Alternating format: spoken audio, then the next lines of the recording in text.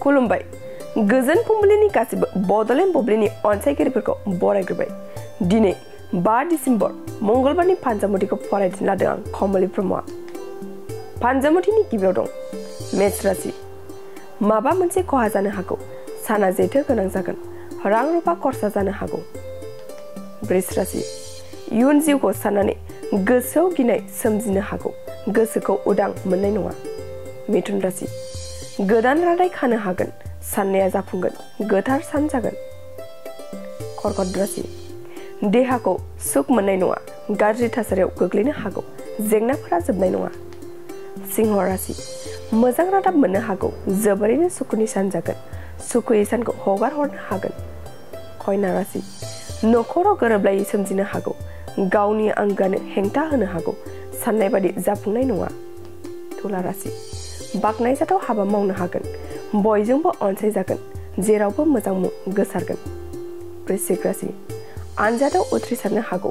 साननाया जाफुंगोन मोजां सान जागोन धनु राशि बरादा गाज्रि जानो हागौ मिजिंफोरा फैमाल जाजोबगोन गाज्रि सान जागोन मकर राशि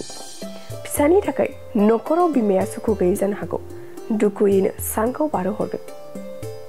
कुम्भ राशि साननायफोरा जाफुंगोन खैना नागिरदोंब्ला मोननायनि आसा दं मोजां सान जागोन मीन राशि गोबाव समनिफ्राय हास्थायनानै थानाय गोथार फिथाइखौ मोनफुंनो हागौ मोजां सान जागोन दिनै सानसेनि राशि फरायथिनायाबो एसेनोसै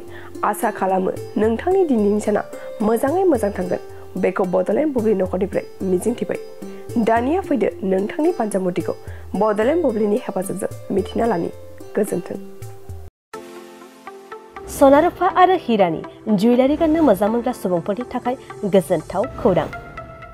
दासान्दि फुजा बोथोरखाय खम बेसेनाव फानगासिनो MSCB जुवेलार्सआव सना रुफा आरो हिरानि समायना रमायना जोंख्लाबनाय जुवेलारिज